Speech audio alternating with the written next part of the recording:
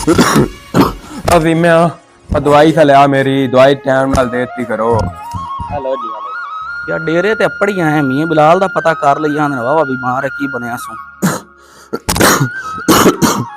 बीमारी भी ना यार इन्ने दिन हो गए सही नहीं होता पे। लगदा है मियां ही बैठा। अस्सलाम वालेकुम। वालेकुम सलाम। हाँ जी मियां जी की हाल है? बस सेहत भी यार ठीक है? शुक्र अल्लाह दा बैठो। और मियां को नहीं मैंने लगता सेहत वाल हुई यार तेरी।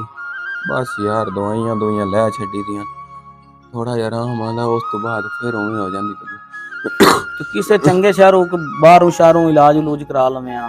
यार ਉਹ ਚੰਗੇ ਕੀ ਬਾਲ ਮੈਨੂੰ ਯੂਕੇ ਤੱਕ ਲੈ ਗਏ ਨੇ ਕੀ ਇੰਗਲੈਂਡ ਦੀ ਨੂਆਂ ਦੇ ਬਾਹਰ ਦੇ ਡਾਕਟਰ ਨੂੰ ਤੈਨੂੰ ਪਤਾ ਪਾਕਿਸਤਾਨ ਨਾਲ ਕਿੰਨੇ ਚੰਗੇ ਉਹਨਾਂ ਕੋਲ ਵੀ ਇਲਾਜ ਕਰਵਾਇਆ ਕੋਈ ਨਹੀਂ ਆਰਾਮ ਹੀ ਨਹੀਂ ਆਉਂਦਾ।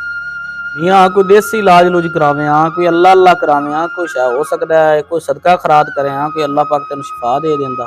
यार कोई भी नहीं बंदा छड्या मैं ना कोई हकीम ते ना कोई पीर। झट को तबीयत मेरी सही होंदी मैं फिर उवें हो जाना बाल मेरे पानी तरह पैसा लुटाई जाते ने डॉक्टरां नूं हकीमां नूं लेकिन मैं सही नहीं होंदा। इस अमीरी दा ते पैसे दा ते कोई फायदा ना होया लोकी एवें ही आंदे ने जी आके पैसा बड़ी शै की पैसा बड़ी शै मरीज बंदा है तू कित्थों कित्थों इलाज कराई खला कोई सुकून नहीं आंदा भी। ए यार एवें गल्लां बनियां होईयां कि बंदा पैसे नाल हर शै खरीद सकदा है। बंदा जिन्ना मर्जी अमीर हो जावे ना तकलीफ बेच नहीं सकदा ते सुकून खरीद नहीं सकदा।